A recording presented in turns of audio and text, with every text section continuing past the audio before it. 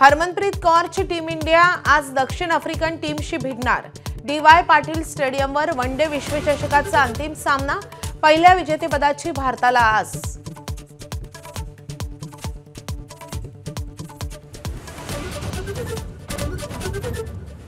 विश्वचषक जिंकल्यास भारतीय महिला संघाला बीसीसीआय 125 कोटींचं पारितोषिक देण्याची शक्यता।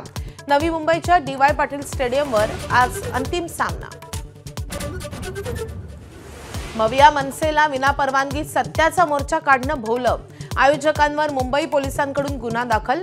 प्रतिबंधात्मक आदेशाचं उल्लंघन, बेकायदेशीर सभा आयोजित केल्याचा ठपका।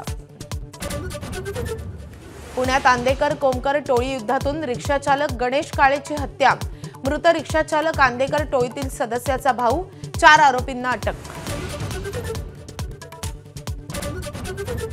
नोव्हेंबर महिन्यात राज्यासह देशात सरासरीपेक्षा अधिक पावसाची शक्यता, तर थंडीचा जोरही कमी।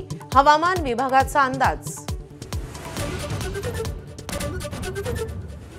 महाराष्ट्र ऑलिम्पिक असोसिएशनच्या निवडणुकीत सामोपचारानं तोडगा। अध्यक्षपदासह अजित पवार गटाला 10 जागा मिळण्याची शक्यता, तर मुरलीधर मोहोळ यांना वरिष्ठ उपाध्यक्षपदासह 11 जागांचा अंदाज। नागपुरातील हिवाळी अधिवेशनात मंत्र्यांच्या बंगल्याच्या डागडुजीच्या कामांसाठी कंत्राटदारांचा नकार। जुनं 94 कोटींचं बिल थकल्यानं मनाई। दिवाळीपर्यंत पैसे देण्याचं आश्वासन सरकारनं पाळलं नसल्याचा दावा। उपमुख्यमंत्री शिंदेंच्या हस्ते कार्तिकी एकादशी निमित्त विठ्ठलाची सपत्नीक शासकीय महापूजा संपन्न। नांदेडचे रामराव वालेगावकर आणि सौ सुशीलाबाई वालेगावकर ठरले मानाचे वारकरी।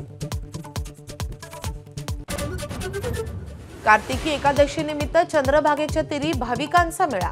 पवित्र स्नानासाठी पहाटेपासूनच मोठी गर्दी। बॉलिवूडचा किंग शाहरुख खानचा आज वाढदिवस। शाहरुख खानचं 61व्या वर्षात पदार्पण।